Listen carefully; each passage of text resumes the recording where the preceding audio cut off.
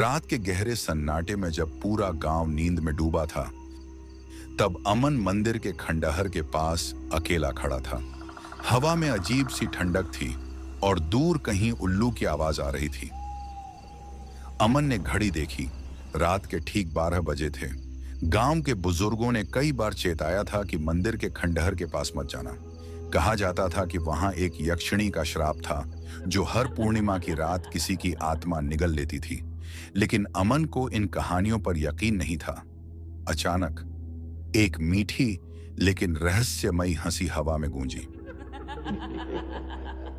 अमन ने पीछे मुड़कर देखा। एक खूबसूरत लड़की सफेद साड़ी में मंदिर की टूटी सीढ़ियों पर बैठी थी। उसकी आंखें गहरी और सम्मोहक थीं, जैसे वे उसकी आत्मा को पढ़ रही हों।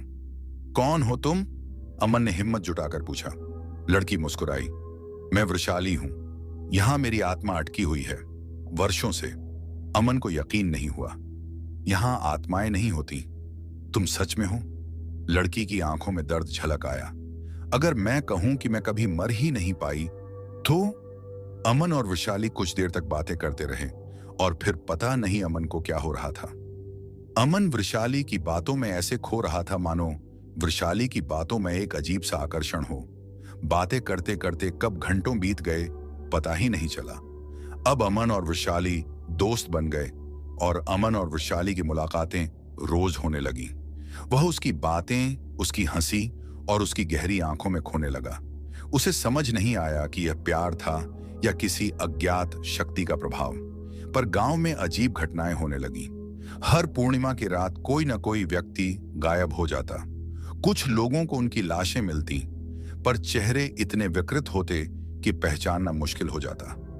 अमन को अब यकीन होने लगा था कि वृषाली की कहानी में कुछ गहरा राज छुपा है। एक रात अमन ने हिम्मत की और मंदिर की तहखाने जैसी गुफा में चला गया। वहां उसे पुराने ग्रंथों में एक कहानी मिली। 400 साल पहले इस गांव में एक यक्षिणी का वास था।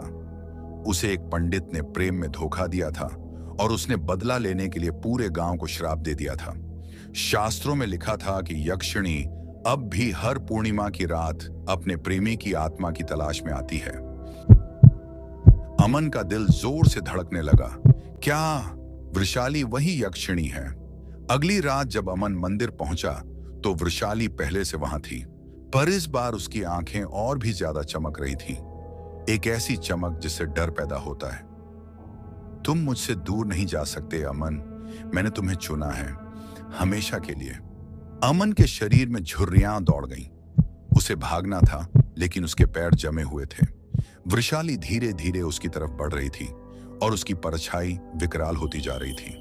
अचानक हवा तेज चलने लगी। अमन ने देखा वृषाली की आंखें अब काली गहराइयों में बदल चुकी थीं। उसके हाथ नुकीले पंजों में बदल रहे थे। तुम यक्षिणी हो? वृषाली मुस्कुराई।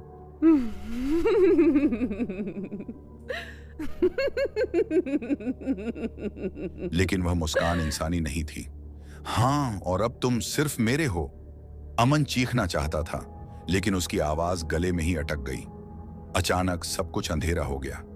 अगली सुबह गांव के लोग मंदिर के पास इकट्ठा हुए। वहां सिर्फ अमन की चप्पलें पड़ी थीं, पर अमन कहीं नहीं था।